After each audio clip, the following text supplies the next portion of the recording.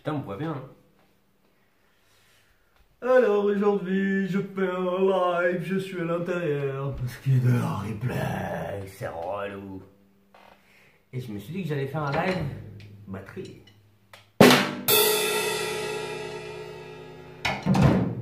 Et je me suis dit que j'allais faire un live un dimanche qui aurait blindé de monde. Et là, je ne vois personne.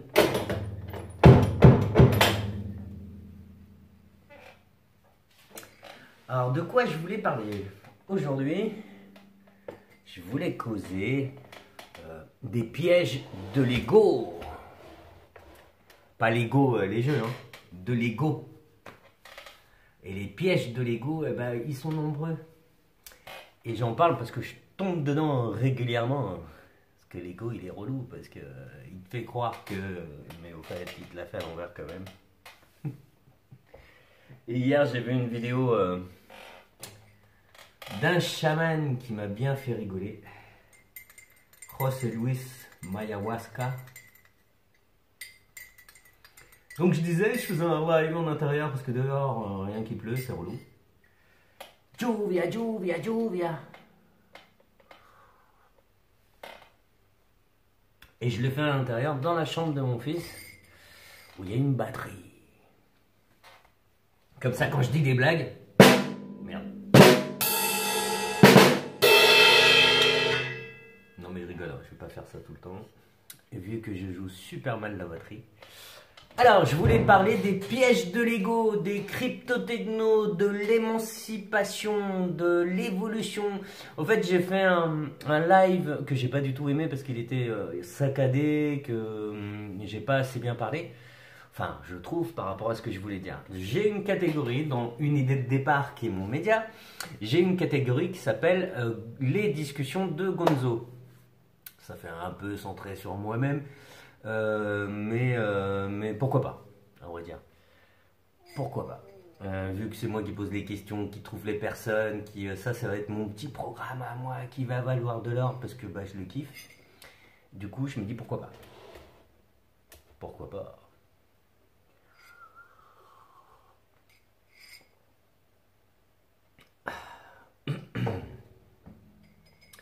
Donc, les discussions de Gonzo vont parler de politique, de religion, de mysticisme, de science, sciences dures, sciences molles comme ils disent. J'ai du mal avec ce terme. On va parler d'ego, on va parler d'élévation personnelle. Je voulais parler des pièges de l'ego parce que bah, je tombe souvent sur des pièges d'ego. Alors, l'ego, où habite l'ego? Quelle est la maison de l'ego? Quel est le temple de l'ego? Bah, le temple de l'ego, il est là.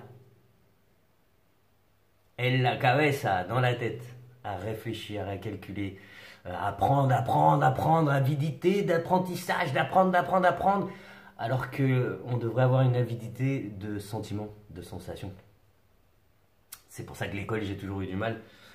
Y a des professeurs qui me parlaient de mon avenir comme s'ils étaient capables de savoir ce que j'allais devenir. Ça m'a toujours fait plutôt délirer. Monsieur Fuenzalida, vous n'arriverez à rien si vous ne rentrez pas dans le cadre. Mais au fait, je veux arriver à moi. Et rentrer dans le cadre pour arriver à moi, ça me paraît super compliqué. Même pour n'importe quel enfant, on va dire. Ça, c'est une somme faramineuse de pièges de l'ego. On me parle souvent... dernièrement, on m'a dit des trucs, ça m'a fait un peu tiquer, à vrai dire. On parle souvent de choses qui sont l'essence même du piège de l'ego, en fait. D'élévation personnelle, t'as pas besoin d'en parler, tu peux t'élever, tu t'élèves tous les jours. D'illumination, l'illumination en fait finale, l'illumination, la vraie illumination, c'est mourir en paix. Donc, moi je suis pas pressé d'avoir une illumination, à vrai dire, même si c'est sympa. La vie, la mort, ça va ensemble. Toutes ces choses-là, ça va ensemble. Le karma, on parle après, il y a toute cette notion de mode d'emploi pour s'élever, comme s'il y avait un mode d'emploi alors qu'il y a 7 milliards de modes d'emploi, et je ne parle que des humains. Hein. Je ne parle pas des animaux, ni des pierres, ni des fleurs, ni de la faune, ni de l'univers, ni... Je parle juste des humains. Il y a 7 milliards de façons de s'élever. Parce qu'au fait, ce qui est essentiel, c'est l'expérimentation. Et vous savez pourquoi? Parce que vous étiez des millions à un concours qui s'appelle la vie, et c'est toi qui l'as gagné. Sur tous les autres spermatozoïdes, c'est toi qui l'as gagné, c'est toi qui as gagné ce concours. Cette vie, en fait, tu as juste à aimer la vie, au fond. Tu as juste à aimer la vie, je trouve, hein, c'est des choses qui me travaillent énormément. C'est pour ça que j'ai envie de parler de mysticisme, de religion, de toutes ces choses-là. Les religions m'intéressent, mais vivre en espérant qu'à la fin, que quand tu mourras, tu iras ou au paradis ou à l'enfer, alors que tu es dans le paradis ou dans l'enfer, c'est selon ce que tu en fais. Pourquoi attendre? Pourquoi donner de l'énergie au néfaste? Je donne un exemple. Tu as une copine ou un copain qui est mal. Tu vas voir ce copain ou cette copine. Il y en a qui vont... oh, il m'a fait du mal, il m'a fait du mal. Et puis il y a quelqu'un qui va arriver et qui va dire, oui, t'as fait du mal. Et puis ils vont être deux à souffrir. Puis il y en a un troisième qui va arriver, ouais, t'as raison, oui, t'as fait du mal. Donc il y en a un troisième, un quatrième, un cinquième. Et au fait, tu ne fais que propager le mal. Toi-même. Tú mismo. Toi-même, tu fais que propager le mal. Tu ne fais que le transmettre aux autres. Tu le transmets aux autres, au fait. Tu propages le mal, tu le conduis, tu le transportes. Je crois qu'il est plus essentiel de vivre pour soi, d'être content d'avoir gagné ce concours à la base où il y avait des millions de spermatozoïdes et c'est toi qui l'as gagné. C'est toi qui es arrivé. C'est toi qui es arrivé, c'est toi qui kiffe la vie, qui a cette copine qui s'appelle la vie, c'est toi qui arrive à profiter de ça tous les jours, parce que finalement tout ça c'est une grosse teuf, une grosse chouille. C'est une grosse fête de vivre, d'être vivant, de se réveiller, de manger, de rigoler, de souffrir, tout ça en fait, c'est une grosse fête, c'est toi le gagnant, c'est ça le prix. L'ego lui il veut une médaille, il veut un truc pour pouvoir le toucher et dire je l'ai, regarde, je l'ai. Mais au finish, tu vis tous les jours. Tu vis tous les jours. C'est quand même ça l'essentiel. Je dis pas qu'il faut pas faire le bien, hein. Je dis que chacun fait comme il l'entend. Je pense qu'il n'y a pas de cheminement, ni de chemin tout construit, ni tout fait. C'est surtout ça qui est intéressant à savoir et à comprendre. Par exemple, moi, je sais pas, actuellement, je trouve que c'est une période fantastique. Pourquoi? Parce que tout le monde se plaint, parce qu'ils ne peuvent plus consommer, parce que si tu regardes bien, les gens se plaignent parce qu'ils ne peuvent plus consommer. On parle de sortir, machin et tout, mais sortir pourquoi? Pour consommer. Est-ce que la consommation nous aide? Je ne suis pas sûr. Est-ce que c'est une activité saine? J'en suis encore moins sûr que la consommation soit une activité saine. Quand on me dit bientôt, ouais, on va pouvoir recommencer, mais recommencer à quoi? À niquer la planète, on va pouvoir recommencer à quoi? À continuer à consommer, à continuer cette volonté de détruire là où on est, en fait. Moi, je pense que depuis très longtemps, il aurait fallu qu'on s'arrête comme on s'est arrêté pendant un an, et qu'on s'assoie, qu'on se pose des questions, qu'on discute entre nous. Parce qu'on te parle de bien-être, d'élévation personnelle et tout ça, mais putain, mais vous savez que le karma, en fait, vous savez ce que c'est que le karma? Je vais vous dire ce que c'est que le karma, c'est intéressant. Le karma, en fait, c'est le répertoire de l'ego. L'ego, il te dit, ah, t'as fait ça de bien, t'as fait ça de pas bien. Donc, en fait, le karma, il existe et il n'existe pas. Il existe si tu as envie qu'il existe, et si tu es attentif à ça, et il n'existe pas si tu n'as pas envie qu'il existe. Alors, les chamans le disent depuis 10 000 ans, mais les scientifiques ont eu du mal à le capter, à conceptualiser ça, et depuis les mathématiques quantiques, on s'est rendu compte que la matière n'est valable que par rapport au regard de celui qui regarde. C'est un peu mystique, mais pas du tout, en fait, c'est même scientifique. C'est ça qui est délirant. En fait, le karma, il n'existe pas. Il existe et il n'existe pas. T'as envie de gérer ton karma, gère-le, il n'y a pas de souci. Mais il n'existe que parce que tu l'acceptes, le karma. Parce qu'au finish, l'élévation personnelle, et comme je disais tout à l'heure, l'illumination finale, c'est la mort en paix. C'est juste la mort en paix, en fait. Donc passer ta vie à essayer d'être quelque chose que tu n'es pas, alors que tu as gagné le prix dès le début. Les millions de spermatozoïdes, c'est toi qui es arrivé en premier. Tu as gagné le prix qui s'appelle la vie. Le prix de la vie. Tu es vivant, tu es en train de pratiquer, expérimenter, au fait. Parce qu'il n'y a pas de bien ou de mal, ça c'est des notions qui viennent des religions, qui viennent des films, qui viennent des gens qui veulent te manipuler, de l'ego. Oh, tu es mauvais, oh, tu es gentil. Mais en fait, tout ça, à vrai dire, tu le prends ou tu le prends pas. C'est toi qui décides. Si tu veux être dépendant de l'ego, tu peux l'être. Comme tu peux ne pas l'être. C'est ça qui est chouette. Comme tu peux, moi je vois beaucoup de prêcheurs de bonnes paroles, il y a les méchants, nous sommes les gentils, il y a les reptiliens, il n'y a pas les reptiliens, mais t'es en train de vivre, tu cherches la vie ailleurs, est-ce que tu t'es trouvé toi, ta vie à toi, tu l'as trouvée? Est-ce que tu as trouvé ton essence propre, ton essence même?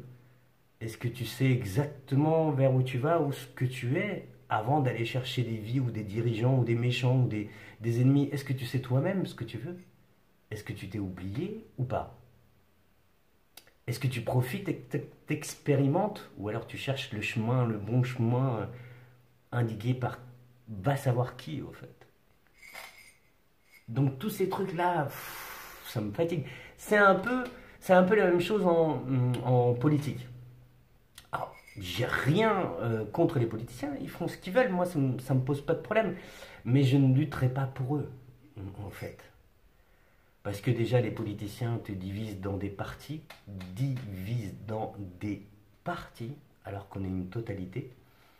Je pense qu'ils se battent pour leurs amis, ils se battent pas pour nous. Et nous, on se bat contre eux, on donne de l'énergie à des gens. J'en parlais hier avec une personne que je trouve très douée, une personne assez âgée, qui a créé des choses assez fantastiques, des parcs, des lieux où les gens se rassemblent et tout ça, et parlait de politique.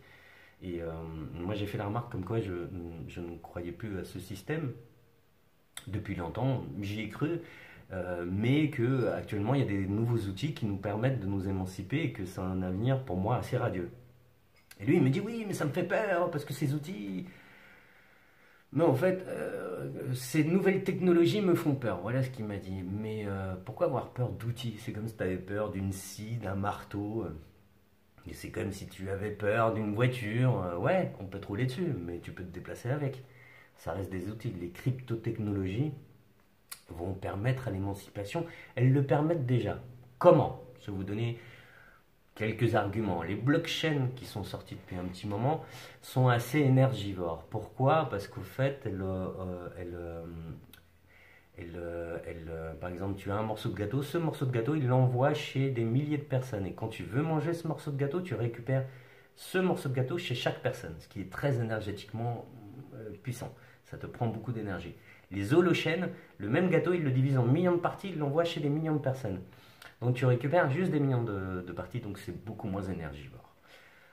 Pour les nouvelles technologies qui sont intéressantes et importantes, comme les blockchains, qui permettent à des monnaies virtuelles d'exister, qui ne dépendent pas de banques, parce que la différence, elle est là. C'est qu'il n'y a pas une structure inhumaine qui gère la monnaie. Et c'est ce qui fait beaucoup flipper les structures inhumaines. Les blockchains permettent non seulement de faire circuler de l'argent entre nous sans avoir une structure au-dessus de nous, donc au fait on enlève les structures pyramidales, on les casse et on les met à des niveaux plus humaines, et on fait des transactions sans intermédiaire. Par exemple, tu peux acheter une maison, tu pourrais acheter une maison en technologie de blockchain sans avoir besoin d'un notaire, parce que le notaire tu le payes par loi, t'as pas besoin de lui, t'as pas besoin du notaire en fait. Tu le payes juste par loi pour sécuriser ta transaction. Sauf qu'en blockchain, le notaire, plus besoin, puisque la sécurisation elle est entre toi et moi, entre le vendeur et l'acheteur. Donc, plus besoin. Les notaires étaient là aussi pour valider au niveau des impôts. La banque était là pour donner le bien ou pas, ou l'avance d'argent ou pas. Ces choses sont en train de disparaître. Et en balbutiement, peut-être, on essaye de te faire peur, les crypto-techno, les crypto-monnaies, c'est pour les méchants. Mais en fait, ce qu'il faut savoir, c'est qu'il y avait des billets de 500 euros, par exemple, qui existaient et qui étaient en circulation. Et on les a enlevés. Vous savez pourquoi? Parce que la mafia et les politiciens l'utilisaient bien trop pour le blanchiment d'argent. Alors moi, ça me fait marrer quand on me parle de mauvais ou de mafia au niveau de crypto-techno. Je pense que c'est plus proche de l'humain, la crypto-technologie, que les banques traditionnelles ou les billets traditionnels. Juste pour info. Donc je parle un peu de tout. Je passe de la cryptotechnologie à l'émancipation, au piège de l'ego. Bah parce que pour moi, tout ça, ça va ensemble. Les pièges de l'ego, par exemple. On parlait tout à l'heure, enfin moi je parlais tout à l'heure des pièges de l'ego, de la nécessité d'éviter de tomber dedans. Tu tombes toujours dedans, hein, et l'ego est doué, donc il t'appâte, il te manipule de façon assez... voilà.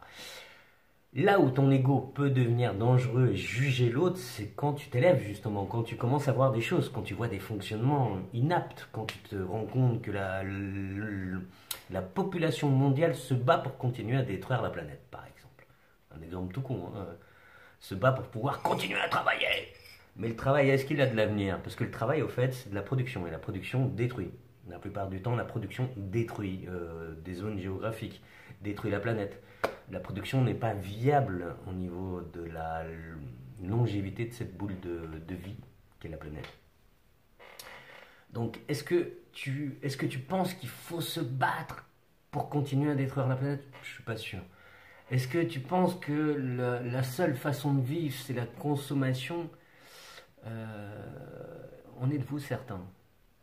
Est-ce que quand tu vas mourir, est-ce que tu vas emporter toutes ces choses que tu as achetées, tout ce matériel que tu vas acheter? Ou alors tu seras juste le plus riche du cimetière?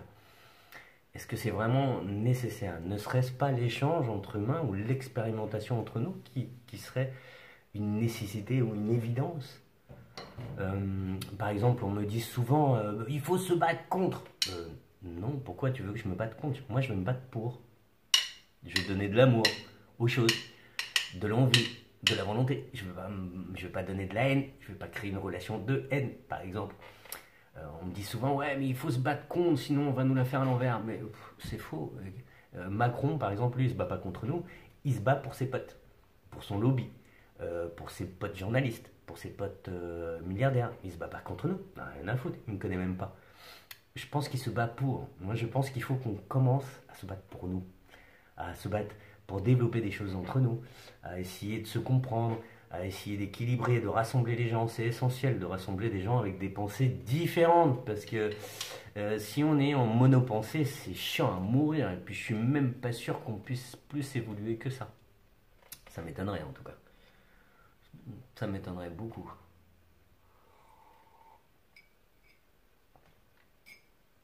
Donc moi je développe les discussions de Gonzo qu'on va retrouver assez régulièrement. J'avais discuté avec justement Emma Bitson qui a décroché des portraits de Macron, Macron premier. Et du coup, bah, on a discuté, ça a duré une cinquantaine de minutes. Et c'est des portraits que je vais faire assez régulièrement. Je vais aller voir Jean-François Noubel. Je ne sais pas si vous le connaissez, je vous invite à aller voir ce qu'il fait parce que c'est assez fantastique. Il marque sur son site internet le premier humain open source. Et il vit de dons, il ne vit pas d'argent, il développe et il ramène les holo-crypto, holo-chaînes en France. C'est lui qui a ramené AOL au début d'Internet. Donc c'est plutôt quelqu'un d'assez visionnaire et qui a une façon de vivre très particulière, qui non seulement te dit ce serait bien qu'on fasse ça, mais en plus il le fait. Il mange pas d'aliments cuits, que du cru, il est végétarien du coup. Enfin bref, c'est plutôt très intéressant. Jean-François Noubel. Alors on doit se trouver un endroit où on pourra faire cette discussion. Mais c'est le genre de personnage que j'aimerais bien rencontrer. Il y a 2-3 jours, je suis tombé sur une vidéo d'Idriss Albert Khan. Alors, je suis pas d'accord avec tout ce qu'il avance, mais alors putain, il m'a fait plaisir parce qu'il a parlé de quelque chose que je sais et que je sens depuis très longtemps. C'est le mélange des sciences et du mysticisme. Alors, le mysticisme et les sciences ne sont pas opposés. Parce que d'ailleurs, dans le monde, dans l'univers, il y a très peu d'opposition. Hein, à part nous, à l'école, on nous apprend à être opposés. Alors, vraiment. Donc, le mysticisme et les sciences sont des choses qui vont de pair. Pour développer les sciences, il faut avoir des visions. Enfin, c'est vraiment très proche. Il y a des mathématiciens qui ont développé des formules mathématiques sans les écrire, en les imaginant, en les conceptualisant. Et ensuite, ils ont fait la deuxième étape. Mais le mysticisme et le scientifisme, et les scientifiques sont hyper nécessaires à l'évolution de l'humanité.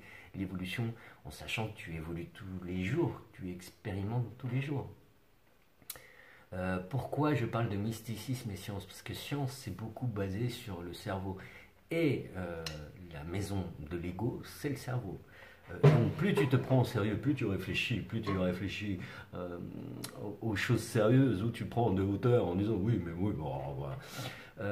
Plus tu t'éloignes en fait de l'essentiel, du ressenti. Parce que ce qu'on doit le plus pratiquer ou tendre le plus, c'est vers l'expérimentation, donc le ressenti. L'expérimentation pour apprendre, pour connaître tous les jours. Enfin, rencontrer d'autres personnes, rencontrer des gens qui sont différents, prendre le risque de se tromper, dire qu'on s'est trompé. On vit beaucoup dans une société où on ne risque pas de se tromper, où on évite qu'on nous prenne au ridicule. Chose que moi j'ai jamais évité, on m'a toujours pris au ridicule parce que j'aime bien, ça me dérange pas. J'aime bien le ridicule, ça tue pas, autant je le pratique. Quoi. Je l'ai toujours pratiqué, du coup j'ai toujours fait des trucs que les autres. Enfin, j'allais toucher des choses et je trouve ça fantastique. Moi je trouve que ça a développé. Et que Idriss Aberkan, qui a quand même une certaine notoriété, qui a certains diplômes, moi je crois pas du tout à l'école. La formation scolaire, je la trouve néfaste. Je pense qu'elle nous empêche justement de devenir beaucoup plus puissants que ce que nous sommes actuellement. Je critique parce que je l'ai vécu, je l'ai vu. Je l'ai beaucoup dit, j'ai arrêté en troisième, l'école, c'est pas quelque chose que j'ai approfondi. Je suis plus dans l'expérimentation que dans la théorie. L'école, c'est la théorie. Les diplômes sont arrivés après les scientifiques. Hein. C'est les scientifiques qui ont créé les diplômes, c'est pas les diplômes qui ont créé les scientifiques. Remettre les choses à leur place. C'est donc l'expérimentation qui prime. Vraiment. L'expérimentation, elle prime sur tout. Je pense qu'on a gagné le prix, comme je disais tout à l'heure, sur les millions de spermatozoïdes, c'est moi qui ai gagné. Et ce prix, c'est la vie. J'ai gagné la vie. La vida. L'expérimentation. Alors, je suis ni mauvais, ni gentil, je suis les deux. Je cherche pas, je vais pas atteindre le paradis ou l'enfer. Je suis au paradis et en enfer. Il y a des jours, c'est l'enfer, hein, je vous le dis. Hein, vraiment. Et il y a des jours, c'est le paradis. C'est comme aujourd'hui, je me suis réveillé, mais en pleine forme. Et j'ai vu quelques trucs. Hier, j'ai discuté donc avec ce monsieur sur Facebook qui me disait qu'il avait peur des nouvelles technologies. Alors moi, je lui disais, mais pourquoi tu veux avoir peur des nouvelles technologies alors que les nouvelles technologies, c'est juste des outils. C'est un marteau, une scie, un outil, une batterie. C'est juste des outils. C'est pas du tout quelque chose qui va nous envahir, quoi. Voilà. Je pense qu'on nous bassine beaucoup avec le mauvais, le gentil. Toi, t'es gentil, toi, t'es mauvais. On l'est tous. À chaque niveau, on l'est tous. C'est pour ça que la politique, j'ai beaucoup de mal. Parce que diviser les gens dans des partis. Quoi? Enfin, je sais pas, aucun parti va me représenter à aucun moment. Même une demi-heure, je crois que ce serait déjà trop. Ça me représenterait pas. En plus, donner un chèque en blanc à un mec pendant 5 ans, alors qu'on est à l'ère de l'immédiatité. Enfin, on peut tout changer constamment. On donne un chèque en blanc pendant 5 ans à un mec qu'on ne connaît pas, qui n'en a rien à foutre de nous. Pourquoi faire? Non, je pense qu'il y a beaucoup mieux à faire entre nous. Ne pas nous diviser, nous rassembler entre petites communautés, entre nous, utiliser des monnaies, des crypto-techno, vraiment des monnaies virtuelles qui sont gérées par les populations et pas par des entités inhumaines, parce que les banques, ça reste des entités inhumaines. Vraiment, des gens au-dessus, avec beaucoup de gens au-dessus, et beaucoup de gens au-dessus, et beaucoup de gens au-dessus, et puis le conseiller te change toutes les 2 années, tu sais même pas à qui tu as affaire, ni à qui tu parles, ni qui est le patron, ni d'où vient l'argent. Voilà, tu demandes un prêt, il te demande ce que tu veux faire avec. Quoi? D'où tu me demandes ce que je veux faire avec mon argent? C'est moi qui vais payer ce prêt, c'est pas le banquier, c'est toi qui le paye. T'as des frais, les mecs qui t'appellent, ils te relancent. C'est toi qui les payes les frais, pourquoi ils te relancent? Te mettre la pression, te montrer que c'est eux les patrons, alors qu'ils vivent de ton argent. Comment te dire? Je pense que les crypto-technos, donc les monnaies virtuelles, vont aider à l'émancipation très puissamment, hein, parce que l'air de rien, les banques ont stabilisé les choses pendant très longtemps. Et je pense que les crypto-monnaies vont émanciper tout ce genre de choses. Je parlais tout à l'heure des transactions sécurisées en blockchain. L'holochain arrive, elle va être moins énergivore, beaucoup moins énergivore. On aura encore plus de transactions entre nous, c'est-à-dire que les structures pyramidales vont commencer à se casser la gueule. Et il y a toute une génération, je le vois, je le constate, j'aime pas le dire, mais c'est quand même assez réel, il y a toute une génération habituée à la soumission, à se battre que pour consommer, se défoncer la gueule ou défoncer la gueule de la Terre. Et ça, cette génération, je la bloque actuellement. Je dis non, non, j'ai pas envie de produire, j'ai pas envie que la population mondiale aille dans la production. J'ai pas non plus envie de dire qu'il n'y a pas d'échappatoire alors qu'il y en a. J'ai pas non plus envie de me battre pour continuer à me défoncer ou défoncer la planète. J'ai une notion non nihiliste de l'avenir. C'est-à-dire que je crois à l'avenir. J'ai 2 enfants, j'ai envie d'y croire. J'ai envie de leur donner bien plus que juste une voiture, une maison, un terrain. Alors qu'ils vont se retrouver avec une planète qui est chamboulée, parce que moi je l'ai vu. Je ne vous parle pas de ce que des personnes sont venues me parler à la télé ou sur Internet. Moi je vous parle de choses que j'ai vues concrètement. Il y a même une Virginie qui était avec moi en Malaisie. On a vu des plantations à perte de vue de palmeraies, d'huile de palme, où ils ont détruit une des forêts les plus anciennes au monde qui s'appelle Taman Negara en Malaisie. La même chose en Indonésie. En Malaisie, j'ai vu ça, des cultures à perte de vue, une destruction assez hallucinante. De la vase dans les fonds marins. En Indonésie, j'ai vu à l'époque, hein, je vous parle, en 98. C'est des pays assez dynamiques et qui changent rapidement. Mais n'empêche que à cette époque-là, moi j'ai vu une énorme pollution. J'ai pas eu besoin pour qu'on vienne me le dire en fait. J'ai vu une énorme pollution en Indonésie, au Mexique. Les Européens ou les Français moins pollués, mais ils envoient leurs détritus en Inde, ils les envoient un peu partout. Enfin, je veux dire, c'est un peu caché sous la couverture. La consommation égale destruction et le travail est lié à la consommation. Donc, je ne veux pas me battre pour pouvoir me défoncer la gueule comme mes ancêtres. Non. Je ne vais pas me battre non plus pour cumuler du matériel et en avoir en plus, en plus, en plus. Pourquoi faire? Non, moi je veux des rencontres, je veux des gens, m'amuser avec eux, faire la fête, boire un coup de café, un coup de ce que tu veux, à vrai dire. L'expérimentation, quoi. C'est ça que je veux mettre en avant, valoriser. Avec ce média qui est une idée de départ, qui est un média humain. Pourquoi je dis humain? Parce que justement, on veut un ton différent, une approche différente. Je veux pas du tout les mêmes trucs que tout le monde fait. Je cherche pas le sensationnalisme non plus. Je suis pas en train de chercher le sujet. Non, je veux approfondir avec les gens. Juste des échanges avec de la musique, de l'art, des sciences, de l'artisanat, de la sculpture. Et voilà. Et parler de pièges d'ego, de parler de mysticisme, de religion. J'aime beaucoup les religions, elles m'attirent énormément. Les structures religieuses, beaucoup moins. Ah, ça me saoule. Hein. Les structures religieuses, ça me saoule. Les religions et les religieux ne me dérangent pas. Les structures religieuses qui sont là pour garder la main mise sur de la matière ne m'intéressent pas. Il n'y a pas d'élévation à mon point de vue là-dedans. C'est juste matériel. Les structures religieuses, hein, je ne parle pas des religieux ni des religions. Les mots ont un sens. J'essaye de les utiliser. Donc les structures religieuses ne m'intéressent pas. Les religions et les religieux m'intéressent. Les mysticismes, les scientifiques, les sciences dites molles, sociologie, philosophie, enfin tout ça c'est un peu relou. Mais ça reste quand même pas mal intéressant d'échanger surtout. D'échanger. Donc moi je voulais parler justement d'élévation personnelle, de nouvelles technologies, de nouvelles facettes de l'avenir. J'espère que ça vous a intéressé. Je vais en parler sur le site et assez régulièrement sur toutes les pages que je gère. Ciao.